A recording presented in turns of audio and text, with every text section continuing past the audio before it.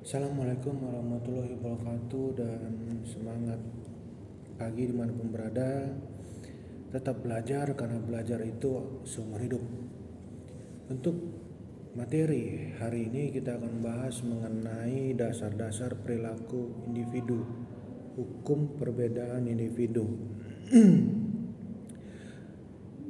Satu hal yang harus kita ketahui bahwa yang namanya perilaku individu dalam organisasi atau kelompok dipengaruhi oleh banyak faktor. Bisa dari kepribadian, bisa juga dari sikap, bisa dari persepsi, termasuk di dalamnya bisa dari motivasi, dan tentu lingkungan sosial ini akan berpengaruh terhadap perilaku individu di suatu organisasi ataupun perusahaan.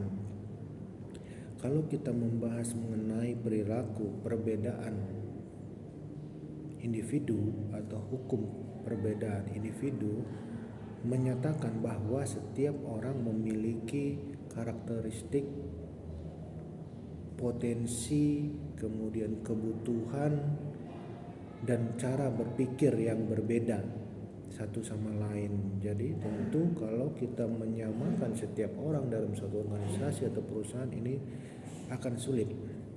Artinya kita harus tahu perbedaan itu dan kita harus bisa berbaur atau mengerti dengan perbedaan itu.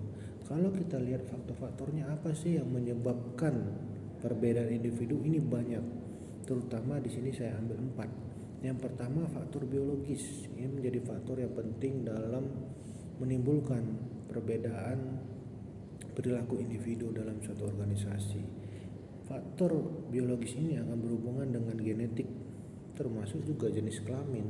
Tentu yang namanya karyawan ataupun yang namanya individu di suatu organisasi atau perusahaan, baik laki-laki maupun perempuan, tentu mempunyai perbedaan. Jadi ini akan membuat yang namanya faktor biologis ini cukup penting. Kemudian faktor psikologis, kepribadian, termasuk juga di dalamnya kecerdasan.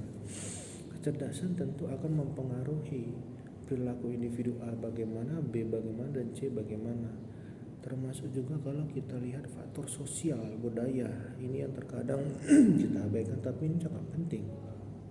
Termasuk di dalamnya pendidikan, apakah dia di tingkat sarjana, di tingkat S2 maupun S3, ataupun malah di tingkat D3 diploma, ataupun malah di tingkat SMA SMK.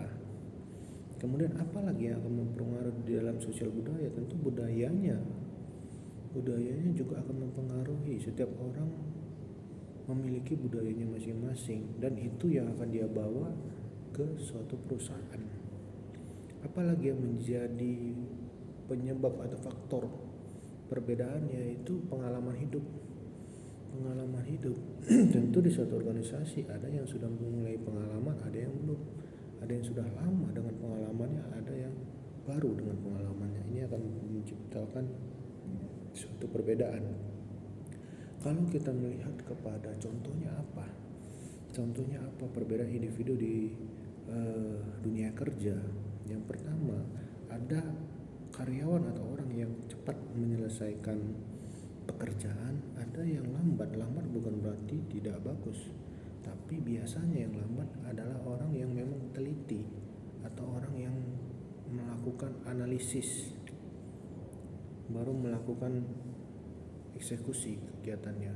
Kemudian ada yang berpikir kreatif, ada yang malah berpikir ya seperti tadi analisis.